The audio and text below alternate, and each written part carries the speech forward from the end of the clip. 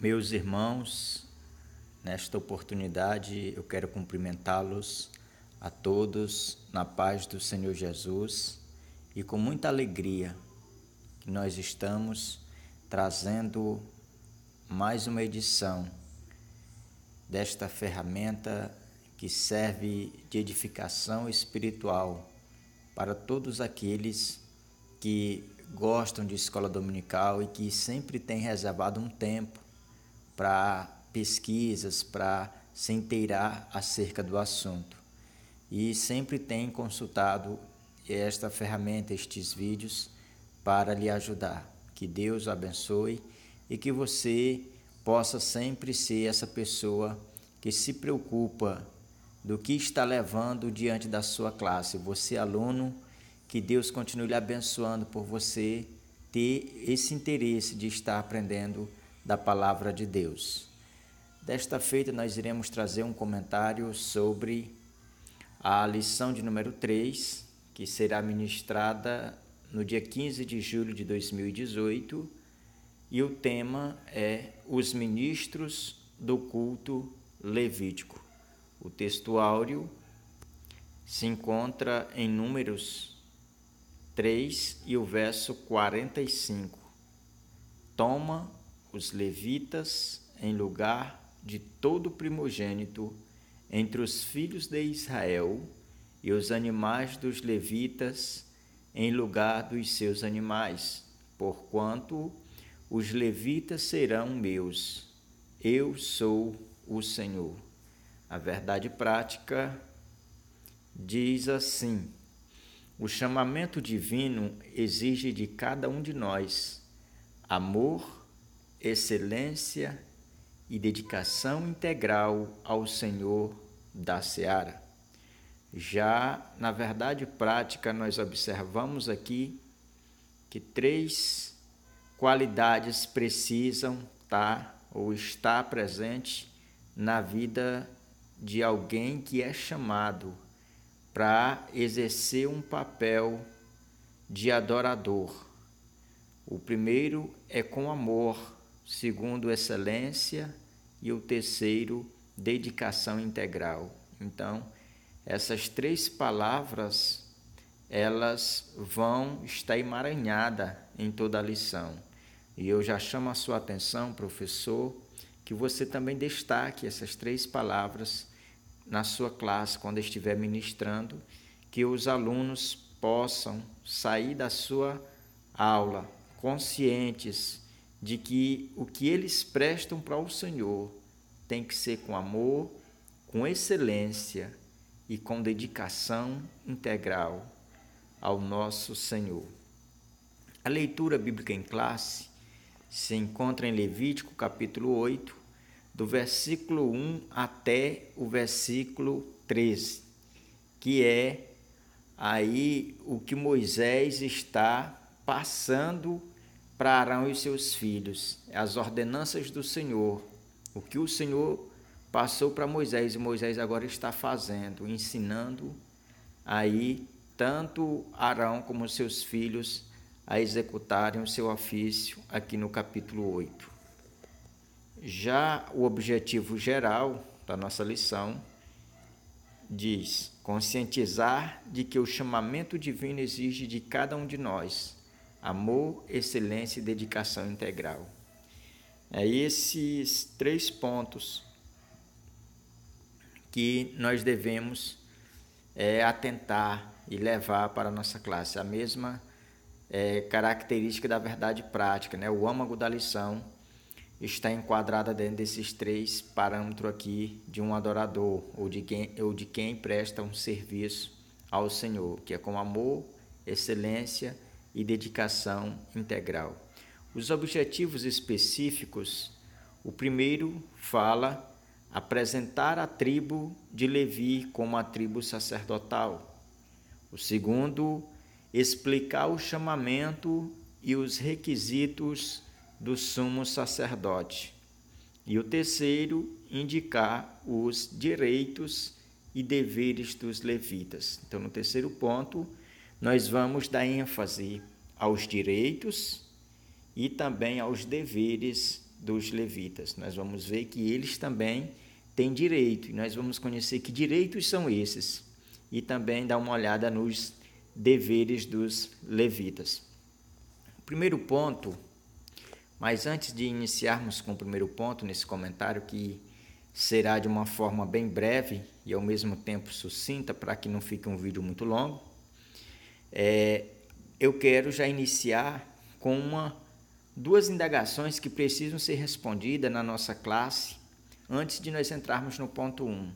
Essas perguntas você precisa destacar e precisa dar alguns minutos para ver se os seus alunos eles têm algum conhecimento, né, de causa neste assunto. E você vai ouvir a cada um, dependendo da sua classe, não tiver muita gente, né, não for muito grande, você podendo ouvir alguns já para encabeçar o que você vai falar. Então, as primeiras perguntas que o comentarista apresenta aqui observe bem na primeira, quem eram os levitas? A segunda, e por que sua chamada foi necessária? Então, essas perguntas, elas precisam ser respondidas, né? O professor, ele já precisa entrar na aula já com as respostas dessas perguntas. Quem eram os levitas e por que a sua chamada foi necessária? A gente, por alto, já tem que deixar esclarecido acerca dessas duas perguntas. Primeiro, quem eram os levitas? Os levitas eram as pessoas que foram chamadas por Deus, né, para cultuar, para representar aí Deus diante aí do povo e ao mesmo tempo pegar o povo, né, e levar à presença de Deus. Então a responsabilidade maior era dos levitas de estar, quando se tratava de coisas religiosas, eram com os levitas, né? E a questão da chamada dos levitas, por que foi necessária? Porque tinha um serviço a ser prestado, né? E esse serviço tinha que ser com pessoas que fossem capacitadas e que tivesse uma diferença, né? Ou uma convicção do que queria. E nós vamos ver aqui no decorrer desse comentário que a tribo de Levi foi a que galgou essa posição. E se nós observarmos, né, Deus já sabia muito antes de todas as coisas que seria a tribo de Levi. Mas se você for ver, olhar pela ótica humana, você vai perceber que a tribo de Levi também ela fez por merecer, porque era uma tribo fiel, que não se contaminou com a idolatria, e assim Deus a recompensou, dando a ela esse direito, dando a ela esse dever de ser aí uma tribo que estava espalhada por todo o território da nação. Em todas as cidades haviam levitas, e esses levitas, eles eram responsáveis pela adoração a Deus, para ensinar o povo a palavra de Deus. Eles eram as pessoas que recebiam essa ordenança de Deus para então passar para o povo. E da mesma forma que o comentarista já no finalzinho aqui da introdução, ele nos fala o seguinte: nesse sentido atuamos como nação santa, profética e sacerdotal, proclamando o evangelho e intercedendo tanto pelos crentes quanto pelos que ainda não creem. Que o Espírito Santo nos ajude neste estudo. Então, o comentarista aqui no finalzinho da introdução, ele nos diz que nós como igreja, nós temos a responsabilidade de cumprirmos todo aí o papel que os levitas no Antigo Testamento cumpriu, né? Então, o primeiro ponto da nossa lição fala Levi, a tribo sacerdotal.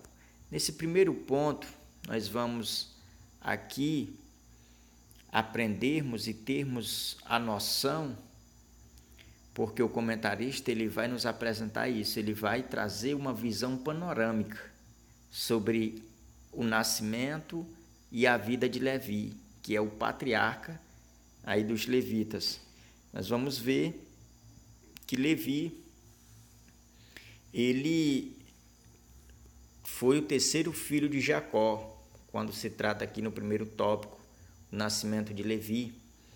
Ele foi o primeiro filho de Jacó, ele era filho de Lia e não de Raquel, da esposa amada, mas ele era, como o comentarista aqui chega a chamar, de a esposa desprezada, né? E quando ele nasceu, a sua mãe colocou o nome dele de Levi, que tem o sentido de algo que está ligado, de algo que vai estar junto. Essa é a ideia do nome de Levi. E se nós observarmos o contexto da história de Levi, nós vamos ver que o nome dele faz jus à sua história. Porque Levi, nós vamos ver que já no tópico 2, que vai falar sobre o zelo dos levitas, nós vamos ver que Levi, foi um homem que muito se destacou na história, ali quando ainda estava com seu pai, por causa das suas atitudes. Ele era um homem que a sua personalidade exalava isso, que era um zelo pela moral, um zelo pelas coisas espirituais. Quando nós vemos ali o que aconteceu com Diná, sua irmã, que foi estuprada, e ali ele tomou uma decisão com Simeão e matou todos os homens daquela cidade, né? Mesmo que fosse de uma forma insensata, mesmo que foi de uma forma aí precipitada, colocando em risco a sua família, mas os motivos que o levaram a ele fazer isso foi porque ele levava em conta a questão do zelo moral, né? Mas ele não consultou Deus, ele não foi como alguém que tinha pedido a direção de Deus, né? Ele foi aí no calor da emoção, né? Ele foi e deixou a razão dele o levar a essa situação. Mas depois, acompanhando a história dele, você vai ver que ele ganha maturidade. Depois que ele alcança a idade adulta, ele já ganha uma certa maturidade, a ponto do próprio Deus testemunhar a respeito dele lá no livro de Gênesis, quando Abraão vai dar dízimo ali a Melquisedeque. E ali a Bíblia diz que Abraão deu dízimo a Melquisedeque, porque Melquisedeque era maior do que Abraão e Abraão estava dando dízimo, também Levi da mesma forma o estava, porque Levi era aí a excedente de Abraão. E nós vemos que Levi nem existia ainda, não tinha nem nascido, mas o autor do livro de Gênesis já estava testemunhando acerca aí da ordem levítica, do sacerdócio levítico. Então, para concluir o primeiro ponto, o terceiro tópico diz assim: a vocação sacerdotal dos levitas. Aqui nesse terceiro tópico, nós vamos ver que o motivo que o Senhor escolheu a tribo de Levi em primeiro, nós temos que observar que a tribo de Levi, ela, de uma certa forma, ela chama a atenção de Deus, ela atrai a atenção de Deus pela sua fidelidade, né? Pela a intenção de que Levi tinha, pelo zelo, tanto pela área espiritual como também pela moral. Se você observar Moisés, Arão, Miriam, a própria mãe de Moisés, Joquebede, eles eram descendentes de um dos filhos de Levi. Levi teve 3 filhos, e aí um desses filhos deu origem ao clã da família de Moisés. E tudo indica que os descendentes de Levi no Egito foram os únicos que permaneceram fiéis, permaneceram confiando no Senhor, embora sendo escravos, mas não abandonaram os costumes de adorar a Deus, de confiar, de prestar culto a Deus. Eles permaneceram fiéis e por isso Deus o escolhe aquela família, a família de Moisés completa para ter e para exercer aí o ministério sacerdotal, porque foi uma família que chamou bastante atenção na questão onde se tange fé. E o tópico, a síntese do tópico 1 diz assim: a tribo de Levi foi escolhida e separada pelo Senhor para o serviço sacerdotal. Então, esse primeiro ponto é só uma visão panorâmica, uma visão histórica acerca de Levi, acerca da escolha aí também da tribo de Levi como sacerdote. O ponto 2 fala sobre o sumo sacerdote. E o tópico de número 1 chama a nossa atenção para os descendentes de Arão. Como eu já bem disse no ponto anterior, no primeiro ponto, que a família de Arão, ela descendeu aí de um dos filhos de Levi, que foi aí um clã que se formou e que mais testemunhou fidelidade acerca de Deus. E aí Arão já é um grupo bem definido, de onde Deus quer que todos os sacerdotes e os sumos sacerdotes viessem dessa linhagem de Arão. E nós precisamos explicar isso na nossa classe, que nem todo levita era sacerdote, mas todo sacerdote era levita, ou seja, tinha saído da tribo de Levi. Então, você leva isso para a sua classe, deixe isso bem claro, porque às vezes muitas pessoas acham que por pertencer à tribo de Levi, automaticamente tinha que ser sumo sacerdote ou ser sacerdote. Não era assim, né? Nós vemos a história, casos, né, como o de Barnabé, que era da tribo de Levi e não era sacerdote. E tem muitos outros casos de alguns que eram da tribo de Levi, da linhagem de Arão, e não alcançaram aí o sacerdócio, o sumo sacerdócio, porque precisava de algumas características específicas, né? E na antiguidade nós vamos perceber que era também um caso aí vitalício. O primeiro ponto, tinha que pertencer à família de Arão. O segundo, ser ungido para o ofício.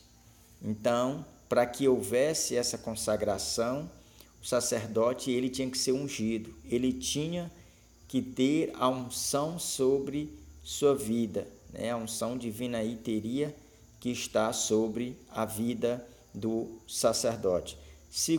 Terceiro, vitalício no cargo, né? No tempo de Arão, no tempo do tabernáculo, era ainda a família de Arão que reinava, mas depois, quando houve ali a divisão do reino, começou a bagunçar o sistema levítico, né? Já foi adulterando.